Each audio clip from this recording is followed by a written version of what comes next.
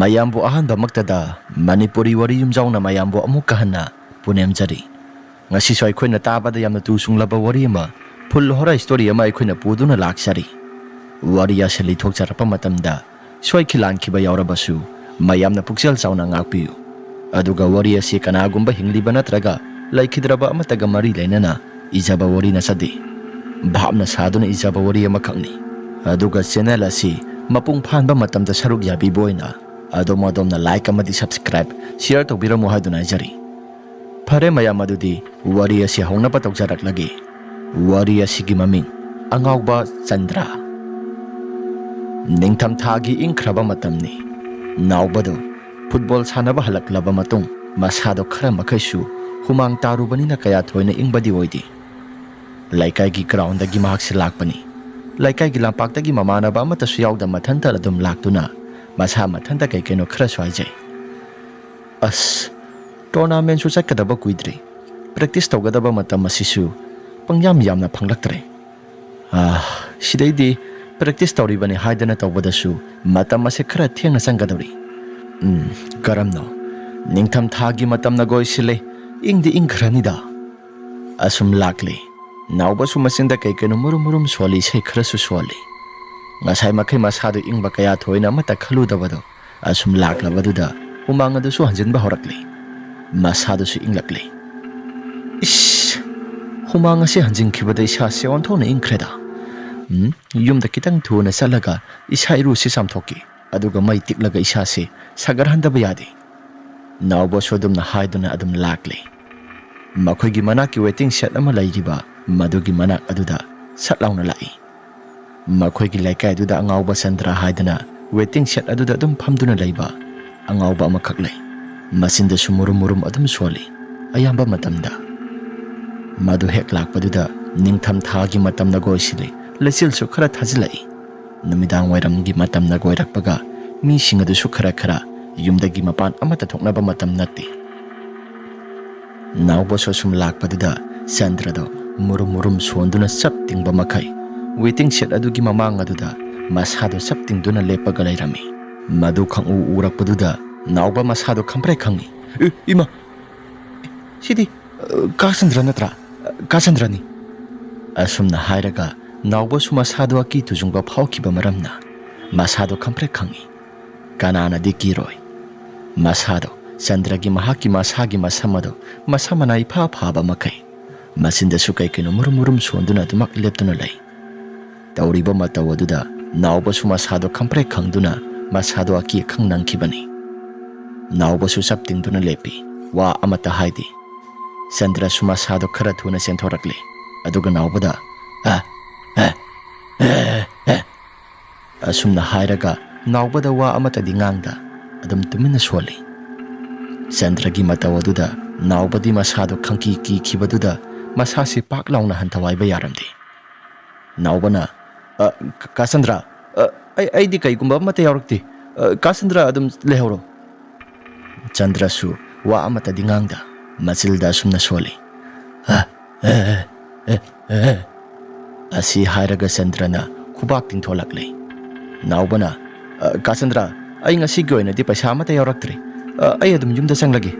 Chandra su dum lehoro asi hairaga Chandra mahakto dum thanam laba matungda nauba su dum sanglakle nauba gi matung oirapna Chandra na murum sonbagum paisa so mata piramti haidana Chandra na akiba khonjel amada murum solawi nauba su hanatu na yengdabida adum khara makhadi sangna lakle khara laklaba kan nauba su mamai du laithok tu yenglubada Chandra do mangonda mamai sap chan he onsinduna sap tingba makhai lepaga lairami madu uruba matam maduda naubadi masadu ithak thakhalli aduga sumna swairai kai minuna sibo nahan makhai gi iman manatida mahaki waiting set asida laifam thokpa dum laige haidi adubu nahan makhai di paisa sinni dabani ngasi gi numisimadi paisa sinni rai kainoda aigi ngasi numisibu isasi ikhangda khangida asum tawdana nauba suma sado kai gumba ama itau tawduna lakle yumda khara thuna sanglaba kanda thokiba wari singa do mamada loina thammi mamana khangdreda masigi angawbasi imung manunggi miyoisingnasu yengsinge haidri. Khangdi napanasu yamna saubani. Lambi chathok chasin tawba matamda thengamamda numidangi mina tumna hitnaraba matam aduda lambi asida law lawdana koisa chatli haidana mayamsing asina yamna ngangnarabani. Ahingi matam asida tumbaga amata yadi haidana. Aduga sorokta tariba sorok nungsing asisu migi yumlaktaga langsilakpasu konggai amani. Khangdre masigi angaubasi masida khara thuna sikhradi phagadabani. Ima ma amuk sikhrabadi lambi chathok chasin tawba matamda amuk tamnaba tholaklabadi ngasi aingonda tawriba mawng matawsing asiga sak manana atopa mida muk tawraklabadi mahak sikhraba matungda naubagi mamana makha tana hai tamnaba haibadudi thainangai matamgi warini ko haujikti lairik laisugi matamni science ki jugni aduna tamnaba haiba amata laitabani ima taunuda thainangai matamgi ahalsingna hainaba haibasi wa khara makhadi sumlabani asumna ngangnaringai matamda naubagi mapata susangla'i. Naubagi mapana. Hai, namana sangang na ribodo kari wapam no ne. Papa, aise sanaba halakpada sigi waiting set lai ribodo maduda Sandra heba kaka angawbodo lairami. Adogi matangda ingonda kekeno khara tawra I haidana imada wari singadu sarambani. Maduda Sandra angawbasi sibu sikhradi phani haidana imana hairakpa. Aduda sikhraga tamna khonabagi matangda wari khara sanarambani. Ima se lai gitingi maramta kaya thoina thajadi baba namadi mahoksadagi hauna asigumba lai gitingi thabaga se kaya thoina thajaraktabani yare yare aidi chaklamle ngasai makhadigi manaba singaduga walking chalubaduda saga se khra hena lamba haibado ire sakto loirabra mama loijare sisi thiraga sanaba tawrasi ho phare adudi sagado saraga gyan tana potharasi asum tawdana Gyan tana makhusu sagadu sari aduga magi mafam singda loina pothaba sangnakre ahingi matam aduda nauba sumahaka khangna jaribu nupi duga wari watai sanaduna asum lairami nauba na phone wari sana pung adu sama tasilakle nauba na pung asi thingli aisu tum naba tawragi nangsu gyan tana potharo hayeng sai su practice khara ngana tawgadabani maga khangna jaribu nupi aduna su hoi phare haidana phone adu thamnakhre naubasu tumtharage haidana tawraklaba matamni sorokki maikai thangba somda Sandra hariba ngawbasi koilau lauduna koisen senbagum tawrakle maduda naubana karino masigi angawbasna muk tawraklibasna migi nungaina tumtharakpa matam asida koilau lauduna hek thugaida mase haigumna dana mase sikhibana dum hena pharabanida asumna khanduna lairingai kana duda nauba hoi tamna Sandra ngawbasna nungtum mayam ama pop launa thomlakle naubas masase khampre khangi ahingi matam aduda kanada tholaga sairuni angawbani karigumba amata su khangba nati naubasu tumina duma phajili ngasi soirose sian tholage hekta mama sida pop launa tharuradi mase aigi khuta mase siba soirose asumna haiduna lairingai angawba Sandra do kana hekta laudana nokpa kheba tawrakle naubo sumakhol mayam singadu tabada masadu ihai haningaktre aduna mon aduna nakong adu kupsinduna masado adum tumthanabu honai ngai haktangi matungda karigumba amata su tawrakhidre adum tumin laikre nongalaklaba matamda ngarang thengnakiba pumnamaksing naubana mama mapada loina tamli ngarang ahingda tarakhiba makhol mayam sing aduga Sandran tawrakpa pumnamaksing ado loina hekta tammi mama mapasu kaya thoina amata khanba tawda magi mathau sing tawre Sandra su football gi practice tawruge haidana mahak su laikai gi lampak tamna sakre mahakna sum lakpada waiting set lairiba maike somda onsindu na yengloi adubu karigumba amata di lairamde naubana kadai tana sakre maduda sikhrabadi aisu wakhal asi phagadra haiduna khalai asi hairaga mama naba Gobin amadi Sandro makhoi hum tawduna laikai gi lampak tamna lai makhoi hum su wari sana duna satli ngarang tholiba thodok sing adu kai no haidana adubu naubadi mahakna thengnakiba pumnamak sing adu loina tamli laikai gi mama naba ani Gobin amadi Sandro na sumna hirai yare da nangsu madu khak thengnabagi wabu aduk yamna sauribado kaigino hai saugdaba yadabani Angawbani haidana sumna mayumgi miyosingna phajanduna thamba oiradi phai lamjau sorok asida koitha thadokli karigumba gari namuk thomlabadi paisa lauge hairani ne adu bodi sumba aduda sum toina tawraklabanina aikhudi kaya thoina bu amata khandre nangdi khallo nangna sandro amaduna sandra namingso hairap manai ega oga onaba khaktani yare se wathi warem amata ngangano asafam thokpa dum chalasi kedoboge Gobin na marak thana mo hairakhibaduda makhoi ahum asi adum tumina dum satkhrei laikai gi lampakte yauraba matungda sana khona batawri sana balo silak laba matung numitumadi khara thengli nawbagi mama mapanasu khara thuna laklo sagasi ingtha khragadi sabase hawra roi haidana muk phone tawrakle nawbasu hoi laklagi sana base loisile ngasidi aduna halaklagi haidana Gobin amadi Sandro makhoi ahum ase wari watai sanaduna sum lai Sandrona nauba nang amuk hankrage habra nasana thanta nauba suma sada kari gumba amata de kiba laiti ai adum hankrage kaino kedaurage aina haidi saida amuk lepaga amuk leiramadi as yare da Sandro adum ngamna badum sakrage fare fare nang nabu ngamni hairadi adum sakroda Naubasu akiba matalaiti haidana adum lakle asum tawdana laklaba kana duda mahaki masado kesu thudokpa amata kiroidi haijarabasu masada khara kharadi aki tujungpadi phauri naubana aibo kiroidi haidokre adu buisa se saigi mapasi ausilakpada karigumba amadi itaw tawida lairamdradi phanida laibu lairamadi aigi sa se ngarangi matawgumna tawraklabadi isase kaya nungairoi fare lairamdabaduna su hena phaida asi hairaga nauba makha tana dumak lai naubana lakpa matamda makhoigi waiting set lairiba maike somde yausilakle nakal amaromda kanagumba amana tung inarakpagumna naubagi masada khara sanel khara phangi laithoktuna yengluba matamda kanagumba amata su lairamdi naubana laithoktuna yengbadana kanagumba amata hek laiti aduga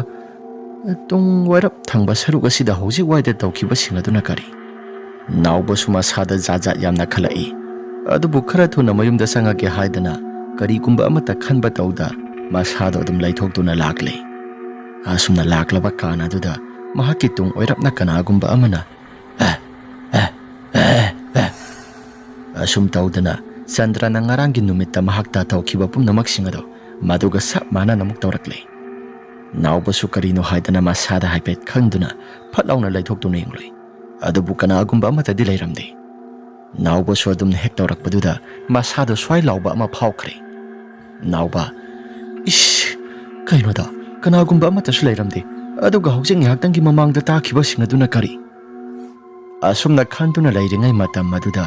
waiting set ke nakal thangba maike somda kanagumba ama soro launa asongba napi marak aduda kanagumba miyoi ama satpagumna nakong aduna tarakle naubana ai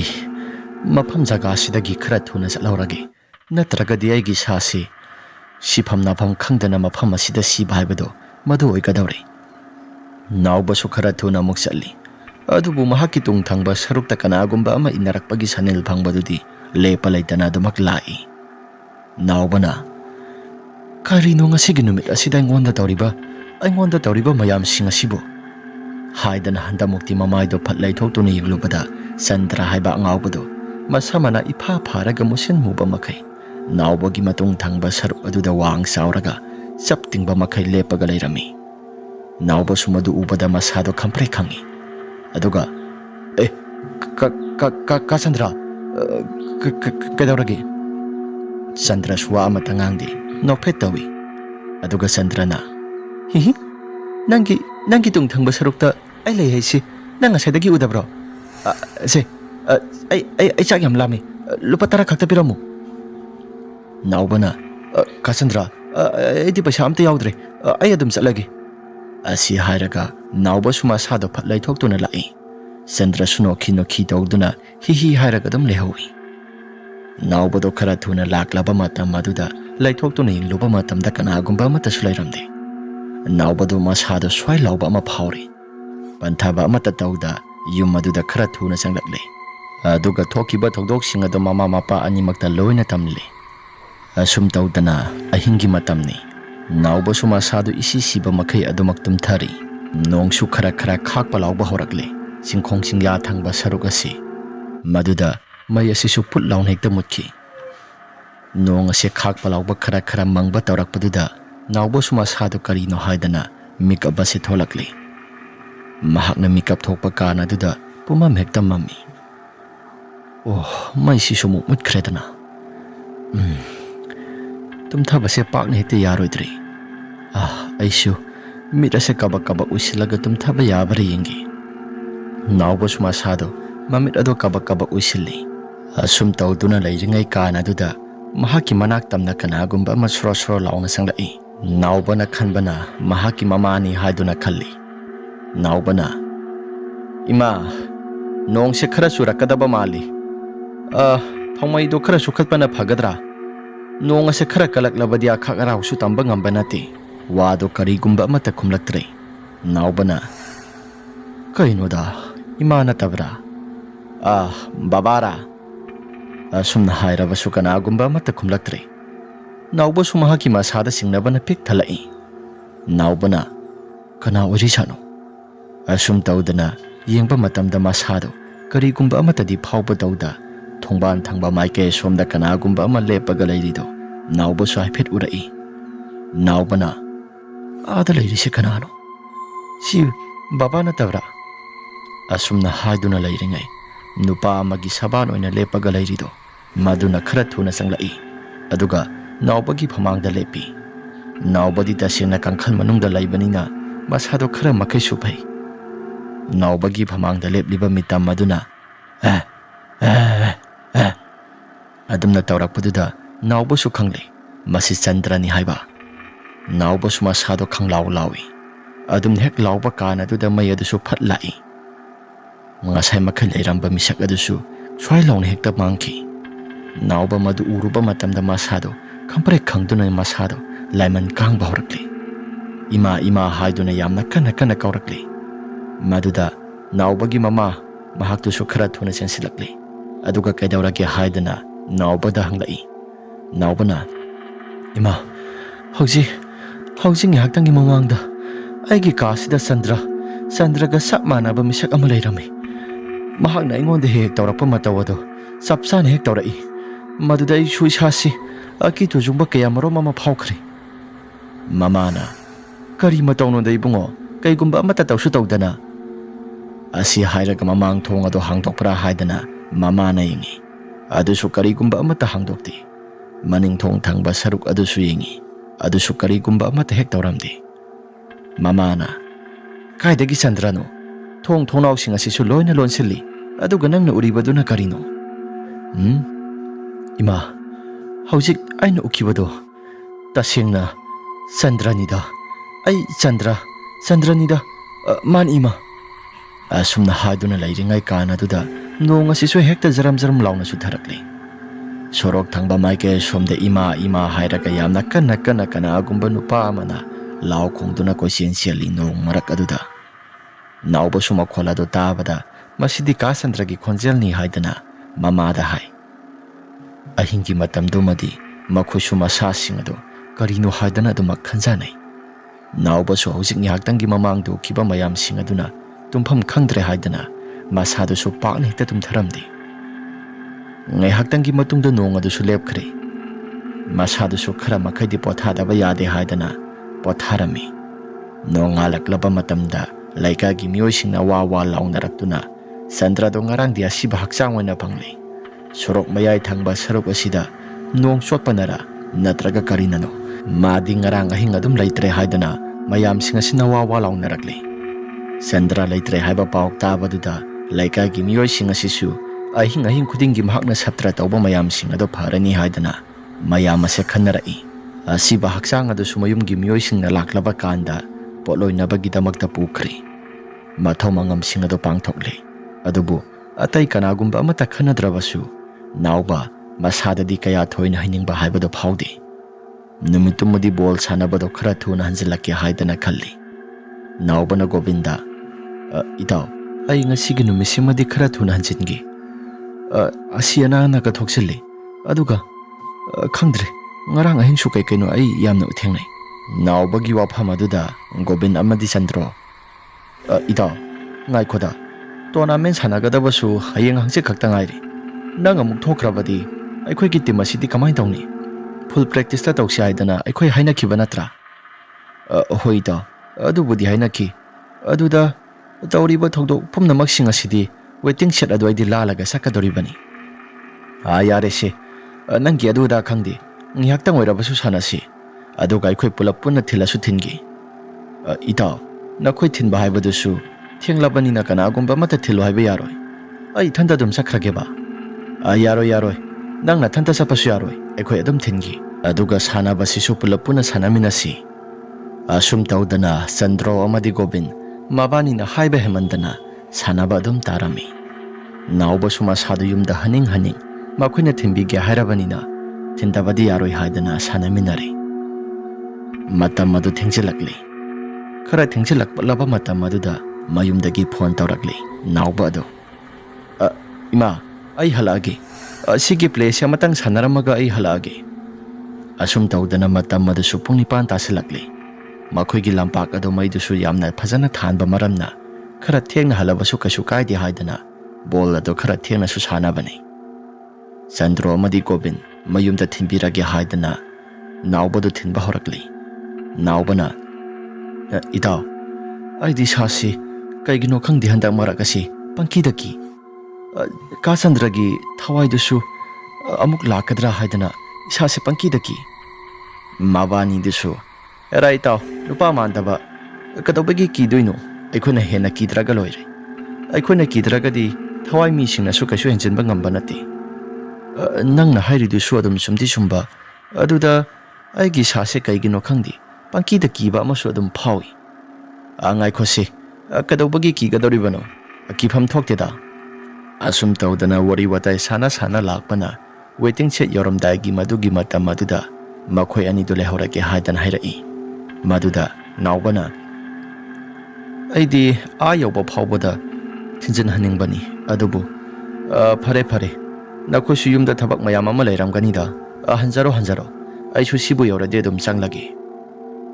Gobin ꯑꯃꯗꯤ ꯆꯟꯗ꯭ꯔꯣ ꯃꯌꯨꯝꯗ ꯍꯟꯈ꯭ꯔꯦ꯫ ꯅꯥꯎꯕꯁꯨ ꯃꯁꯥꯗꯨ ꯁꯤꯒꯤ ꯇꯥꯡꯀꯛ ꯑꯁꯤ ꯌꯧꯔꯕꯗꯤ ꯑꯩꯁꯨ ꯌꯨꯝꯗ ꯑꯗꯨꯝ ꯆꯪꯂꯒꯦ ꯍꯥꯏꯗꯅ ꯃꯁꯥꯗꯨꯁꯨ ꯑꯗꯨꯝ ꯆꯪꯕ ꯍꯧꯔꯛꯂꯤ꯫ ꯋꯦꯇꯤꯡ ꯁꯦꯠ ꯂꯩꯔꯤꯕ ꯃꯥꯏꯀꯩ ꯑꯁꯣꯝꯗꯣ ꯆꯟꯗ꯭ꯔꯣ ꯑꯃꯗꯤ ꯒꯣꯕꯤꯟ ꯆꯠꯈꯤꯕꯗꯨ ꯄꯨꯡꯀꯨꯏ ꯀꯨꯏꯕ ꯅꯠꯇ꯭ꯔꯤ꯫ ꯃꯗꯨꯒꯤ ꯖꯒꯥꯗꯣ ꯈꯔ ꯊꯨꯅ ꯄꯔꯞ ꯂꯥꯟꯊꯣꯛꯍꯧꯔꯦ꯫ ꯅꯥꯎꯕꯅ ꯁꯤꯒꯤ ꯖꯒꯥ ꯃꯇꯦꯛ ꯑꯁꯤ ꯈꯔ ꯊꯨꯅ ꯆꯠꯍꯧꯔꯤꯕꯁꯤ ꯌꯥꯝꯅ ꯐꯔꯕꯅꯤ꯫ ꯐꯔꯦ ꯑꯩꯁꯨ ꯌꯨꯝꯗ ꯈꯤꯇꯪ ꯊꯨꯅ ꯆꯪꯂꯒ ꯏꯁꯥꯁꯦ ꯄꯣꯊꯥꯔꯨꯔꯒꯦ ꯍꯥꯏꯗꯅ ꯅꯥꯎꯕꯁꯨ ꯃꯍꯥꯛꯀꯤ ꯃꯌꯨꯝ ꯇꯝꯅ ꯋꯦꯇꯤꯡ ꯁꯦꯠ ꯑꯁꯤ ꯂꯥꯟꯊꯣꯛꯇꯨꯅ ꯂꯥꯛꯂꯦ ꯍꯥꯏꯗꯅ ꯃꯊꯋꯥꯏꯗꯨꯁꯨ ꯈꯔ ꯂꯨꯝꯖꯔꯦ꯫ ꯑꯗꯨꯝꯅ ꯈꯔ ꯂꯨꯝꯅ ꯃꯊꯋꯥꯏꯗꯨ ꯂꯩꯔꯤꯉꯩ ꯀꯥꯟ ꯑꯗꯨꯗ ꯃꯅꯤꯡ ꯊꯪꯕ ꯁꯔꯨꯛ ꯑꯁꯤꯗ ꯁꯨꯔꯨ ꯅꯩꯗꯨꯅ ꯀꯅꯥꯒꯨꯝꯕ ꯑꯃ ꯂꯥꯛꯄꯒꯨꯝ ꯇꯧꯔꯛꯂꯤ꯫ ꯃꯗꯨꯗ ꯅꯥꯎꯕꯁꯨ ꯃꯁꯥꯗꯣ ꯀꯔꯤꯅꯣ ꯍꯥꯏꯗꯅ ꯌꯦꯡꯗꯤ ꯃꯅꯤꯡ ꯊꯪꯕ ꯁꯔꯨꯛ ꯑꯁꯤꯗ ꯃꯨꯔꯨꯝ ꯁꯣꯟꯕꯒꯨꯝꯅ ꯀꯅꯥꯒꯨꯝꯕ ꯑꯃ ꯂꯩꯔꯤꯕꯗꯣ ꯅꯥꯎꯕꯁꯨ ꯃꯈꯣꯜꯁꯤꯡ ꯑꯗꯨ ꯇꯥꯔꯛꯏ꯫ ꯃꯈꯣꯡ ꯑꯗꯨ ꯀꯤꯕꯁꯨ ꯍꯧꯔꯛꯂꯕꯅꯤꯅ ꯊꯥꯡꯕꯁꯨ ꯑꯃꯠꯇ ꯊꯣꯛꯈꯤꯗ꯭ꯔꯦ꯫ ꯅꯥꯎꯕꯅ ꯇꯨꯡ ꯊꯪꯕ ꯁꯔꯨꯛ ꯑꯁꯤꯗ ꯂꯩꯔꯤꯕꯁꯤ ꯁꯤꯕꯨ ꯀꯅꯥꯅꯣ? ꯑꯩꯗꯤ ꯏꯁꯥꯁꯤ ꯑꯣꯟꯊꯣꯛꯅ ꯍꯩꯅꯈꯤꯗ꯭ꯔꯦꯗ꯫ ꯑꯩꯕꯨ ꯍꯥꯏꯐꯦꯠꯇꯪ ꯂꯩꯊꯣꯛꯇꯨꯅ ꯌꯦꯡꯁꯤꯔꯥ? ꯂꯩꯊꯣꯛꯎꯔꯒ ꯑꯃꯨꯛꯁꯨ ꯀꯅꯥꯒꯨꯝꯕ ꯑꯃꯠꯇ ꯂꯩꯔꯝꯗ꯭ꯔꯗꯤ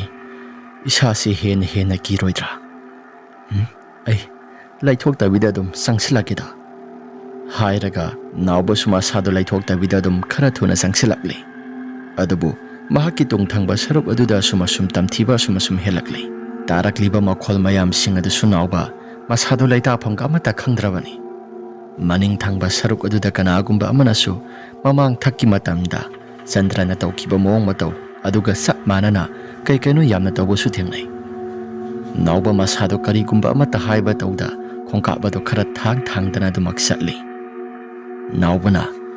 ꯌꯨꯝꯁꯤꯗ ꯈꯔ ꯊꯨꯅ ꯌꯧꯔꯕꯗꯤ ꯐꯒꯗꯕꯅꯤ꯫ ꯌꯨꯝ ꯑꯁꯤ ꯈꯤꯇꯪ ꯊꯨꯅ ꯌꯧꯅꯕ ꯈꯣꯡ ꯑꯁꯤ ꯈꯔ ꯂꯥꯎꯅ ꯊꯥꯡꯂꯒꯦ꯫ ꯈꯣꯡꯊꯥꯡ ꯑꯗꯨ ꯂꯥꯎꯅ ꯊꯥꯡꯂꯕꯁꯨ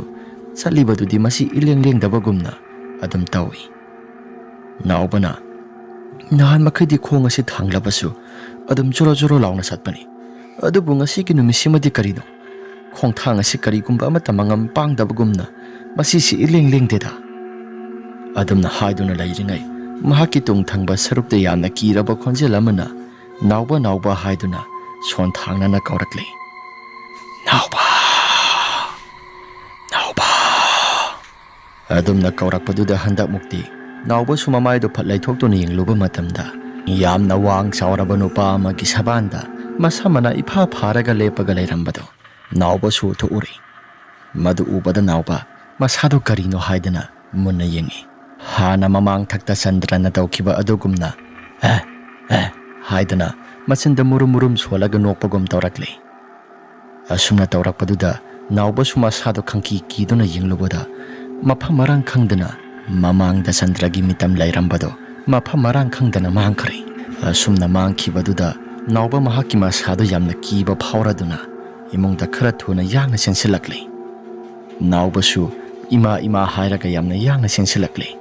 ꯑꯗꯨꯒ ꯌꯨꯝꯌꯥꯏ ꯍꯦꯛ ꯌꯧꯕ ꯃꯇꯝꯗ ꯃꯁꯥꯗꯣ ꯀꯩꯒꯨꯝꯕ ꯑꯃ ꯏꯇꯧ ꯇꯧꯔꯦ ꯍꯥꯏꯗꯅ ꯅꯥꯎꯕꯗꯣ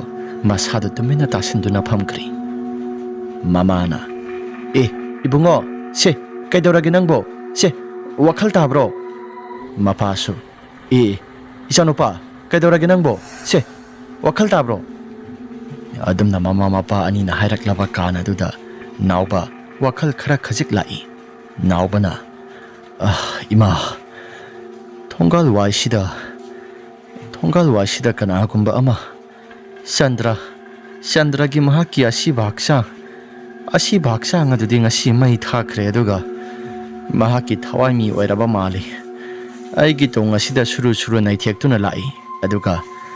ꯄꯩꯁꯥ ꯄꯤꯌꯣ ꯍꯥꯏꯕꯒꯤ ꯃꯇꯥꯒꯨꯝꯅ ꯃꯃꯥꯡ ꯊꯛꯇ ꯑꯩꯉꯣꯟꯗ ꯇꯧꯔꯛꯈꯤꯕ ꯄꯨꯝꯅꯃꯛꯁꯤꯡ ꯑꯗꯣ ꯆꯞ ꯃꯥꯟꯅꯅ ꯍꯦꯛꯇ ꯇꯧꯔꯛꯏ꯫ ꯃꯗꯨꯗ ꯑꯩꯒꯤ ꯏꯁꯥꯁꯤ ꯀꯔꯤꯅꯣ ꯍꯥꯏꯗꯅ ꯇꯔꯪ ꯃꯥꯂꯪ ꯑꯃ ꯏꯆꯠ ꯆꯠꯇꯨꯅ ꯂꯩꯔꯤꯉꯩꯗ ꯃꯐꯝ ꯃꯔꯥꯡ ꯈꯪꯗꯅ ꯑꯩꯒꯤ ꯏꯃꯥꯡꯃꯛꯁꯤꯗꯒꯤ ꯁ꯭ꯋꯥꯏ ꯂꯥꯎꯅ ꯍꯦꯛꯇ ꯃꯥꯡꯈꯤ꯫ ꯃꯗꯨꯗ ꯑꯩꯒꯤ ꯏꯁꯥꯁꯤ ꯈꯪꯀꯤ ꯀꯤꯔꯛꯇꯅ ꯌꯨꯝ ꯇꯝꯅ ꯆꯦꯟꯁꯤꯜꯂꯛꯄꯅꯤ꯫ ꯑꯁꯨꯝꯅ ꯋꯥꯔꯤ ꯁꯥꯔꯗꯨꯅ ꯅꯥꯎꯕꯒꯤ ꯃꯄꯥꯗꯨꯅ ꯃꯈꯨꯠꯇ ꯇꯣꯔꯆ ꯑꯃ ꯄꯥꯏꯔꯤ ꯑꯗꯨꯒ ꯁꯣꯔꯣꯛ ꯇꯝꯅ ꯊꯣꯛꯇꯨꯅ ꯌꯦꯡꯂꯨꯏ꯫ ꯆꯪꯁꯤꯜꯂꯛꯂꯦ ꯉꯥꯏꯍꯥꯛꯇꯪꯒꯤ ꯃꯇꯨꯡꯗ ꯑꯗꯨꯒ ꯍꯥꯏꯔꯛꯏ, ꯀꯅꯥꯒꯨꯝꯕ ꯑꯃꯠꯇꯁꯨ ꯂꯩꯁꯨ ꯂꯩꯇꯅ ꯌꯥꯔꯦꯁꯦ ꯄꯣꯊꯥꯅꯕ ꯇꯧꯔꯣ, ꯅꯃꯥꯅꯁꯨ ꯆꯥꯛ ꯏꯁꯤꯡ ꯂꯣꯏꯔꯕꯅꯤ, ꯈꯔ ꯊꯨꯅ ꯍꯟꯖꯤꯜꯂꯛꯂꯕꯗꯤ ꯐꯒꯗꯕ, ꯉꯟꯅ ꯍꯟꯖꯤꯜꯂꯛꯂꯕꯗꯤ ꯀꯩꯒꯨꯝꯕ ꯑꯃꯠꯇꯁꯨ ꯊꯦꯡꯅꯔꯣꯏ, ꯊꯦꯡꯅ ꯍꯟꯖꯤꯜꯂꯛꯄꯗꯨꯅ ꯅꯪꯁꯨ ꯑꯁꯤꯒꯨꯝꯂꯕ ꯈꯨꯗꯣꯡꯊꯤꯕꯁꯤ ꯊꯦꯡꯅꯕꯅꯤ꯫ ꯐꯔꯦꯁꯦ ꯑꯩꯁꯨ ꯀꯩꯀꯩꯅꯣ ꯈꯔ ꯇꯧꯊꯣꯛꯀꯦ, ꯅꯃꯥꯒ ꯅꯪꯒ ꯆꯥꯛꯈꯨꯝꯗ ꯀꯩꯀꯩꯅꯣ ꯈꯔ ꯋꯥꯔꯤ ꯁꯥꯟꯅꯧ꯫ ꯕꯥꯕꯥ ꯑꯩꯗꯤ ꯏꯁꯥꯁꯤ ꯏꯀꯤ ꯀꯤꯔꯦ, ꯃꯄꯥꯟꯗ ꯑꯃꯨꯛꯇꯪ ꯈꯣꯡꯒꯨ ꯆꯥꯝꯊꯣꯛꯄꯁꯤ ꯑꯃꯨꯛꯇꯪ ꯂꯦꯞꯄꯤꯒꯦꯔꯥ? ꯍꯣꯏ ꯂꯦꯞꯄꯤꯒꯦ꯫ ꯑꯁꯨꯝ ꯇꯧꯗꯅ ꯅꯥꯎꯕ ꯅꯨꯃꯤꯠꯇꯨꯃꯗꯤ ꯃꯁꯥꯗꯨ ꯌꯥꯝꯅ ꯀꯤꯕ ꯐꯥꯎꯔꯗꯨꯅ ꯃꯅꯤꯡꯊꯣꯡ ꯊꯪꯕ ꯁꯔꯨꯛꯇ ꯃꯄꯥꯅ ꯂꯦꯞꯍꯟꯗꯨꯅ ꯃꯁꯥꯗꯨ ꯆꯥꯝꯊꯣꯛꯄ ꯉꯥꯏꯅ ꯁꯪꯂꯝꯃꯤ꯫ ꯑꯁꯨꯝ ꯇꯧꯗꯅ ꯆꯥꯛ ꯆꯥꯕ ꯇꯣꯛꯂꯕ ꯃꯇꯨꯡ ꯃꯥꯒꯤ ꯀꯥꯁꯤꯡꯗ ꯑꯗꯨꯝ ꯂꯣꯏꯅ ꯆꯪꯗꯨꯅ ꯄꯣꯊꯥꯅꯈ꯭ꯔꯦ꯫ ꯅꯥꯎꯕꯁꯨ ꯉꯁꯥꯏ ꯊꯦꯡꯅꯈꯤꯕ ꯃꯌꯥꯝꯁꯤꯡ ꯑꯗꯨꯅ ꯃꯁꯥꯗꯣ ꯑꯍꯤꯡ ꯇꯨꯝꯕꯒ ꯄꯥꯛ ꯌꯥꯗꯦ꯫ ꯅꯥꯎꯕꯅ ꯇꯁꯦꯡꯅ ꯊꯦꯡꯅꯔꯤꯕ ꯄꯨꯝꯅꯃꯛꯁꯤꯡ ꯑꯁꯤ ꯑꯩꯕꯨ ꯑꯁꯦꯡꯕ ꯉꯥꯛꯇꯔꯥ? ꯃꯥꯅꯤꯗ, ꯃꯪꯍꯥꯗ ꯊꯦꯡꯅꯕꯁꯨ ꯑꯃꯠꯇ ꯅꯠꯇꯦ, ꯇꯁꯦꯡꯅ ꯑꯩꯒꯤ ꯃꯤꯃꯥꯡꯃꯛꯇ ꯂꯣꯏꯅ ꯎꯕ ꯉꯥꯛꯇꯅꯤꯗ꯫ ꯐꯔꯦ ꯑꯩꯁꯨ ꯇꯨꯝꯅꯕ ꯇꯧꯔꯒꯦ, ꯃꯇꯝ ꯑꯁꯤ ꯈꯖꯤꯛꯇꯒꯤ ꯌꯥꯝꯅ ꯊꯦꯡꯖꯤꯜꯂꯛꯂꯦ꯫ ꯑꯁꯨꯝꯅ ꯎꯏꯔꯨꯝ ꯁꯥꯔꯨꯝ ꯇꯧꯒꯦ ꯍꯥꯏꯗꯅ ꯇꯧꯔꯛꯂꯕ ꯃꯇꯝ ꯑꯗꯨꯗ ꯃꯈꯣꯏꯒꯤ ꯂꯩꯔꯛ ꯀꯣꯟꯁꯥꯡ ꯊꯪꯕ ꯃꯥꯏꯀꯩ ꯑꯁꯣꯝꯗ ꯀꯅꯥꯒꯨꯝꯕ ꯅꯨꯄꯥ ꯑꯃꯅ ꯂꯥꯎ ꯈꯣꯡꯗꯨꯅ ꯀꯣꯏꯆꯦꯟ ꯆꯦꯟꯕꯒꯨꯝ ꯇꯧꯔꯛꯂꯦ꯫ ꯃꯗꯨꯒꯤꯁꯨ ꯃꯊꯛꯇ ꯌꯨꯝꯊꯛꯁꯤꯡ ꯑꯗꯨꯗ ꯕꯣꯞ ꯍꯥꯏꯗꯨꯅ ꯀꯔꯤꯒꯨꯝꯕ ꯄꯣꯠꯁꯛ ꯑꯔꯨꯝꯕꯁꯤꯡ ꯃꯌꯥꯝ ꯑꯃ ꯊꯣꯝꯗꯅ ꯑꯍꯤꯡꯒꯤ ꯃꯇꯝ ꯑꯗꯨꯗ ꯁꯞꯇ꯭ꯔ ꯇꯧꯔꯛꯂꯦ꯫ ꯃꯃꯥꯡ ꯊꯛꯇ ꯆꯟꯗ꯭ꯔꯅ ꯍꯤꯡꯂꯤꯉꯩ ꯃꯇꯝꯗ ꯇꯧꯈꯤꯕ ꯊꯕꯛꯁꯤꯡ ꯑꯗꯨ ꯆꯞ ꯆꯥꯅ ꯍꯦꯛꯇ ꯇꯧꯔꯛꯂꯦ꯫ ꯅꯥꯎꯕꯁꯨ ꯀꯔꯤꯅꯣ ꯍꯥꯏꯗꯅ ꯋꯥꯈꯜꯗ ꯈꯜꯂꯤ, ꯑꯗꯨꯕꯨ ꯇꯧꯔꯤꯕ ꯊꯕꯛꯁꯤꯡ ꯑꯁꯤꯗꯤ ꯅꯥꯎꯕꯒꯤ ꯃꯁꯥꯗ ꯀꯔꯤꯅꯣ ꯍꯥꯏꯕꯗꯣ ꯆꯞ ꯆꯥꯅ ꯈꯪꯕ ꯉꯝꯗ꯭ꯔꯒꯁꯨ ꯆꯟꯗ꯭ꯔꯒꯤ ꯊꯋꯥꯏ ꯑꯗꯨ ꯍꯧꯖꯤꯛ ꯐꯥꯎꯕꯗ ꯍꯤꯡꯗꯨꯅ ꯂꯩꯔꯤ ꯍꯥꯏꯕꯁꯤ ꯃꯁꯥꯁꯨ ꯈꯪꯉꯤ꯫ ꯊꯋꯥꯏꯃꯤ ꯑꯁꯤ ꯋꯦꯇꯤꯡ ꯁꯦꯠ ꯑꯁꯤꯗ ꯆꯞ ꯆꯥꯅ ꯍꯦꯛꯇ ꯎꯔꯨ ꯎꯪꯗꯨꯅ ꯂꯩꯔꯕ꯭ꯔꯥ? ꯑꯩꯗꯤ ꯏꯁꯥꯁꯦ ꯑꯣꯟꯊꯣꯛꯅ ꯇꯟꯈ꯭ꯔꯦꯗ꯫ ꯅꯨꯡꯇꯤ ꯈꯨꯗꯤꯡꯒꯤ ꯁꯤꯒꯤ ꯂꯝꯕꯤ ꯑꯁꯤꯗ ꯑꯩꯁꯨ ꯐꯥꯎꯗꯨꯅ ꯑꯗꯨꯝ ꯂꯥꯛꯂꯤꯕꯅꯤ, ꯑꯇꯣꯞꯄ ꯆꯠꯅꯤꯡꯉꯥꯏ ꯂꯝꯕꯤꯁꯨ ꯑꯃꯠꯇ ꯂꯩꯇꯦ꯫ ꯈꯪꯗ꯭ꯔꯦ ꯀꯩꯅꯣ ꯇꯧꯗꯣꯔꯤꯁꯤ꯫ ꯅꯥꯎꯕꯗꯣ ꯃꯁꯥꯗꯣ ꯈꯔ ꯎꯏꯊꯕ ꯍꯧꯔꯛꯂꯦ ꯑꯗꯨꯒ ꯑꯗꯨꯝ ꯇꯨꯝꯊꯈ꯭ꯔꯦ꯫ ꯑꯍꯤꯡꯒꯤ ꯃꯇꯝꯅꯤ, ꯅꯣꯡ ꯑꯗꯨꯁꯨ ꯌꯥꯝꯅ ꯀꯟꯅ ꯈꯥꯛꯄ ꯂꯥꯎꯕ ꯇꯧꯗꯨꯅ ꯅꯣꯡ ꯑꯗꯨꯁꯨ ꯖꯔꯝ ꯍꯦꯛꯇ ꯆꯨꯊꯔꯛꯏ꯫ ꯉꯔꯥꯡꯒꯤ ꯃꯇꯧꯒꯨꯝꯅ ꯃꯩ ꯑꯗꯨꯁꯨ ꯄꯨꯠ ꯂꯥꯎꯅ ꯍꯦꯛꯇ ꯃꯨꯠꯈ꯭ꯔꯦ꯫ ꯅꯥꯎꯕ mikap khangtho tholai mai sisu ngaranga sak mana na hekta mutkre ahingi matama sidai di karino onthokna tangkreda mai adu supuma hekta mami kanagumba amate udi asum namam duna lairingai mahaksu tunglai thoktuna phaklang thangba mai ke somda nawbado adam hippi nawbagi mapadu susanglai ibunga se mai ase thalam lagi nawba sumamai amata laithokta hoi pa ba haidan hairami ngai haktangi matung da mai ngal amata ude haidana nawba sumamai do laitholakle e kaino haujuai da pa ba na mai pusalaki haidana sida pusalamba taine aduga kari kumba amata su udri sina kamaina nawba su akoi bada lai dane mi adubu kana kumba amata lai budi uramdi pa ba do sanglam da basala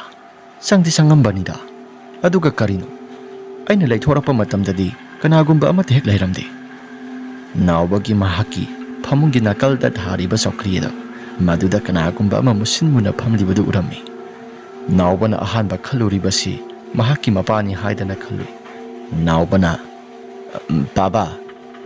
paba sukhum khumlakti mitamado adum tumina phami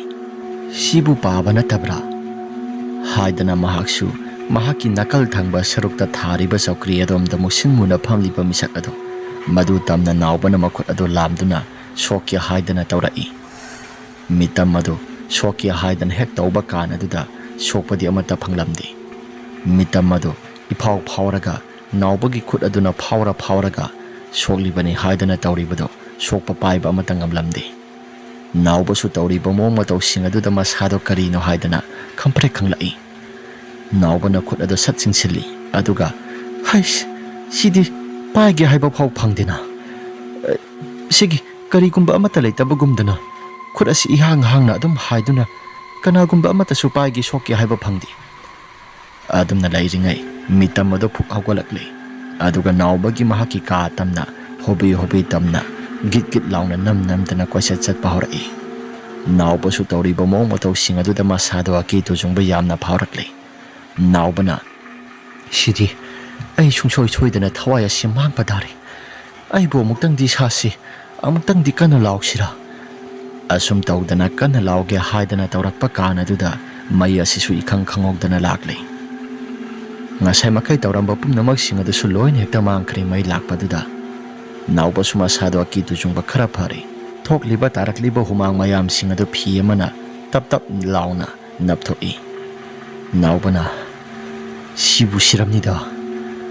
asok kuina lairakpa si mafam jaga asida asigumna kiba amata su yaudri aduga karino hangsisina tournameni satkadoriba mafam jaga asina kharanaga lapani aduga thengnariba aki to jungba mayam singasina ai salagum sira satragana ai khoigi timasi sona ai satabadi adi Sandragi mahaki deba karama silo singkrabadi karama kaisu phagadabani ai satabadi adi haidana mokhigi tournament sakadaba numit adu yorakle ngarang hing thengna kiba thogdok pumnamak singada mamaga mapaga da tamlabadi sakya haiba yaraklaro habasi mahak masana khangle nawbasu aduna kari kumba mata hek tam khidri bol sanafam tournament maphamda nawbagi masa se kaya ihei haningdabagum tumina dumak phamduna lai bol sanaba singamdi ngamdawre haibabu masasi waman behmandana nimitumadi khara thuna substitute oina adum pothaduna laikhre nawbana sanaba pothakibaduda gobinna karino mahakna tawribasina masasi ngamdraba salo sandrona khangdri aisu amtang hangsira kabudi aikhuna kari farese mahaki manakta mutang sangsi bhai nangbuna sadu nungai trabo nawbana ita ai ngasigi numit asi laktaba yadabagi dum laklabani isase kaya hainingba haibado madumadi iphau phaudi kaigino khangdi ngarang ahing su jaja yamna thengnai babagi magada ma thek tamdrabani adu iragana kaino khara nang horendi yum yobada soi khuna thilagi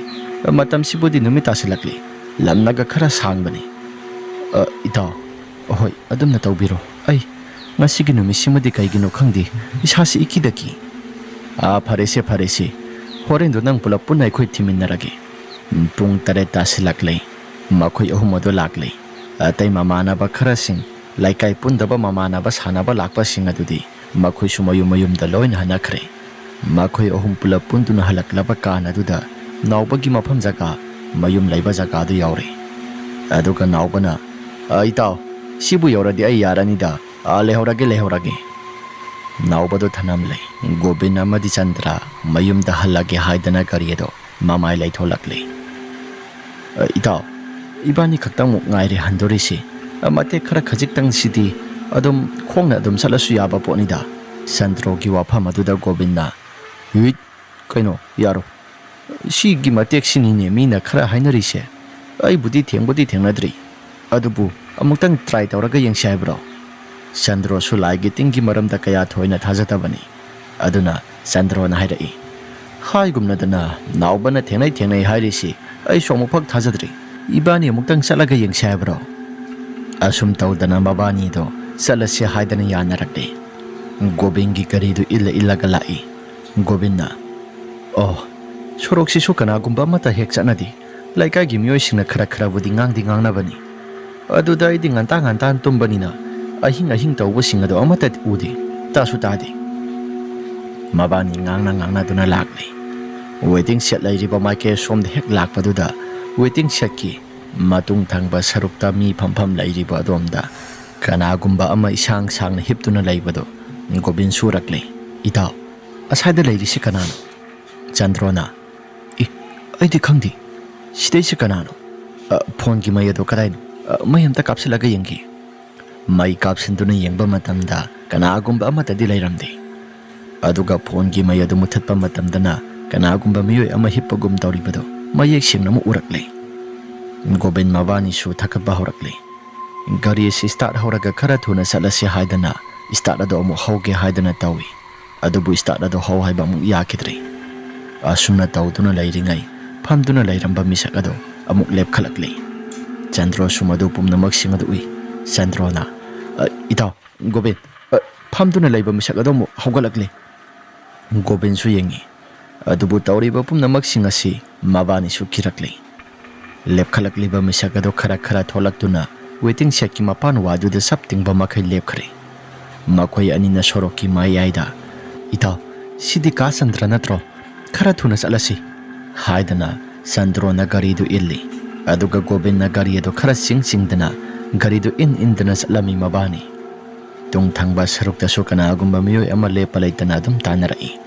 Sandro na tung thangba sarukta satpanina masado kaino haibado mahaksu singnaba kaya marom ama phawba horakle. Gobin na gari du inna mahaksu tung laithoktona yengbada Sandro ki masaga yam naknana kanagumba wangthrang wangba misak ama inarakpado Gobin su thuri. Madu urakpaduda Gobin masado yamna kana lauduna hauk thaba makhai siengkhre. Tawriba mawng matau singa sida Sandro masado kibana khong thangba phaw amata thokidri. Sandro su masado thak nikna tung laithoktona yengloi. Adumna yenglobaduda masamana ipha pharaga Sandragi mahaki kiraba minok amaga loinana hi haina noktuna lairami. Sandro gi phiba madu yengbada yamna kiba phangle. Masamana ipha pharabado mai khara sakthekibagi matau gumna karum tawduna mamai du so akiba phangna musin mure. Setliba phijola du su yengbada yamna nungaitri.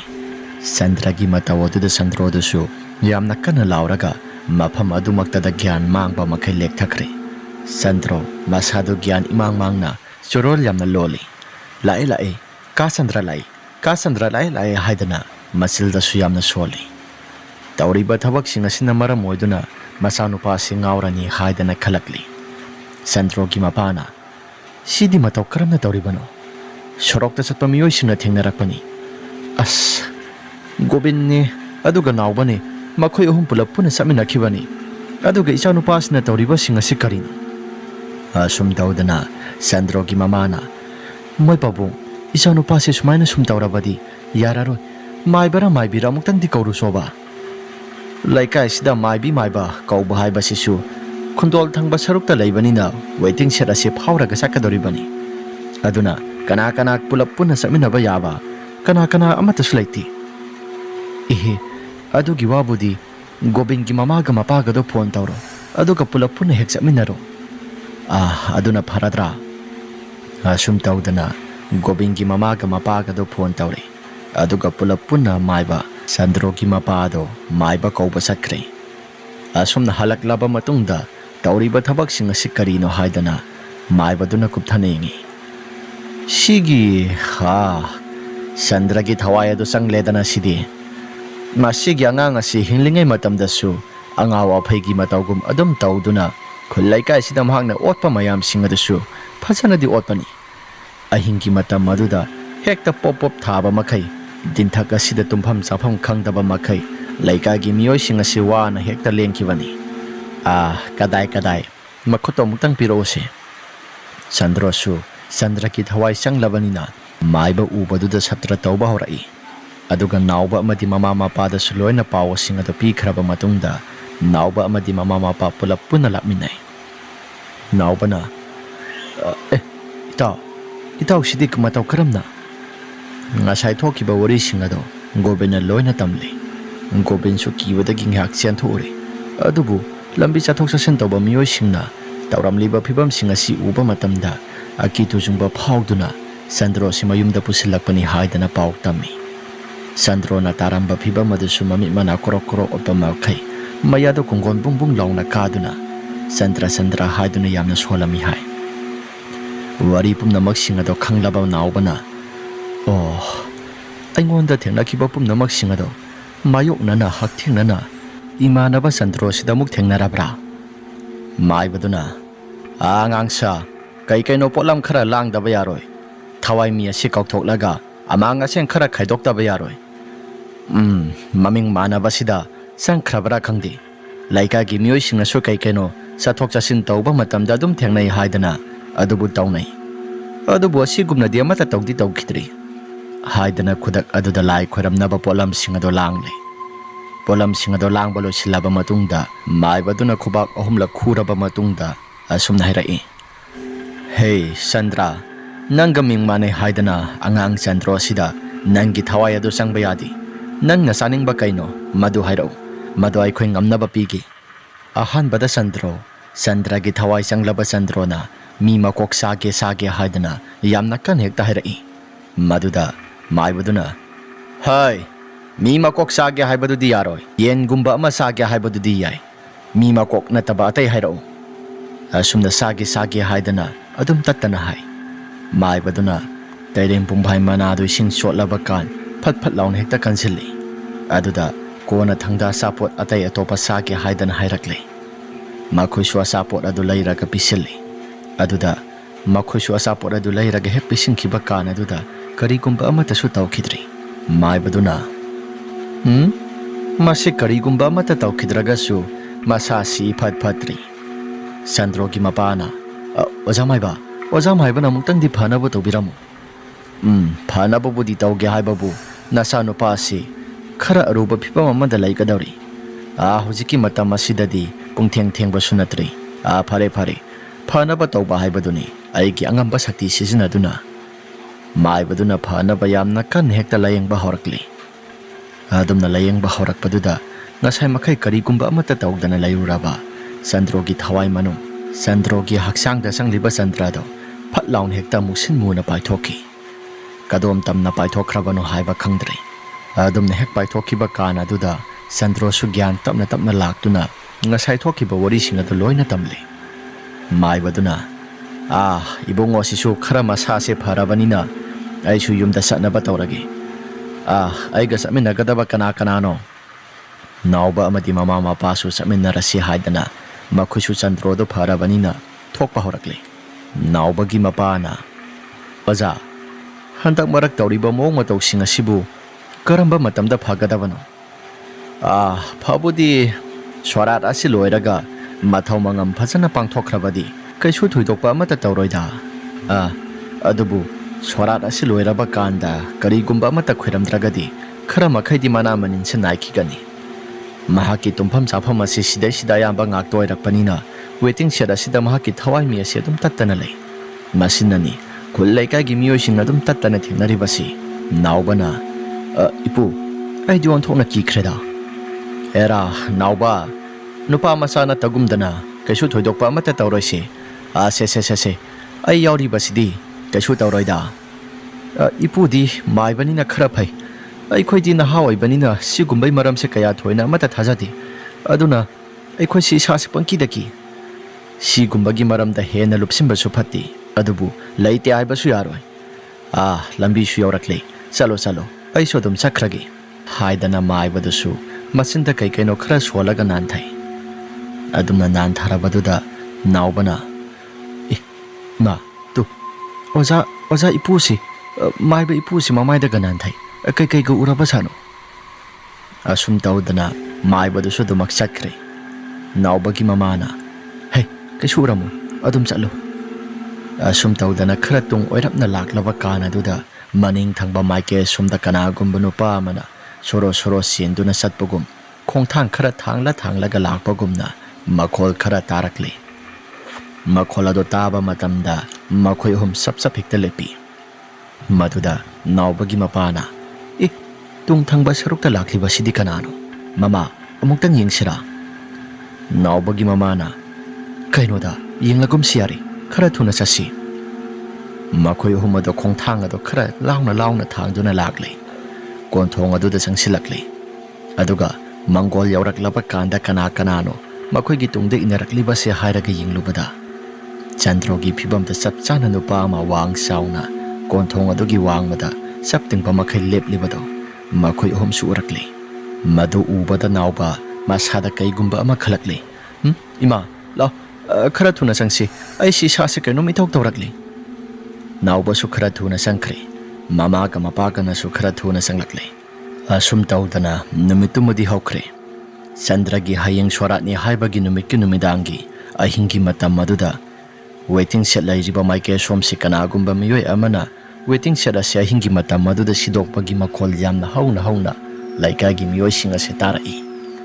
Makhol singa do tabada thangnaba miyoi singa dudi kibana masa singa do yadre.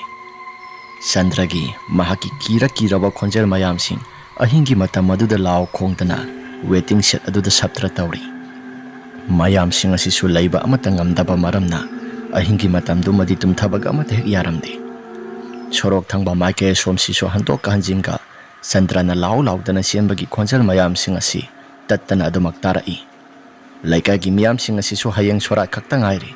Hayeng bu hek loikragadi laiteng khoram laba matung kasu thudokpa amata tauraroi haidana mayam ase khanarami. Adubu ahingi numitumadi saptra yamna kanna mayam singa si tumba yadaba makhai saptra tauba haibadoirami. Nongalak laba matam Chandragi sorat ado mapung phana loisili. Adubu sorat loiraga khara phagadra hairaga amukke hena sathok sasin tauba miyoi singda hena tamthiba haibadoirakle.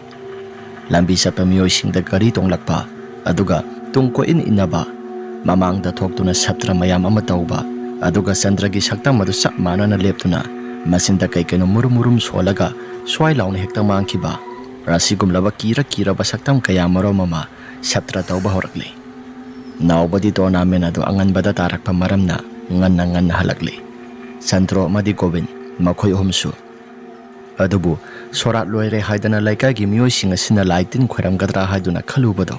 madugi ona tainabada sukhoi khoiramaktre makhoi gi imung monung gi miyoi singa do.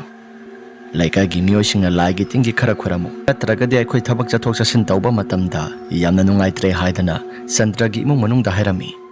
Chandragi imung monung adu sulai khoramnaba semba saba tawrakle. Laika gi maibaduga tawraga asum taudana laigi tingi khara khoram thokle aduga maibaduna hairai. Waiting set ase ayuk nungthilgi matamda phawbada mayamna laiba kinarabani. Aduna lai khoram thoklabasu paang hekta phaba haibadu madi oiroi. Sigi mafam jaga sida waiting set sabase mafam asi sa sadre. Sigi waiting set hana lairambase loina thugairaga atopa mafam chaba jaga amada saro.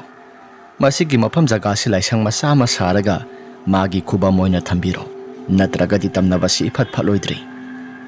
Maibaduna haiba makto sapsan hek tauri. Waiting set adu thugairi. Aduga atopa mafam sapsaba amada saduna waiting set adu hongtokre. Chandragi ni haidana mahaki pothafam jaga laisang masama sabiri. Masigi matung tarakpada karigumba amata hek taukidre. Hana lambi chathok chasin tauba miyosing tauramba pumnamak sing adusu Chandragi laisang masama sakraba matungda amata hek taurakidre. Naubasu thengna mamna halakpadadi karigumba amata hek tawkidri. Marak ama thengnaba pumnamak ado amata thengnaba tawda nungaina adumak laikri. Wari ase matang asida losinjari.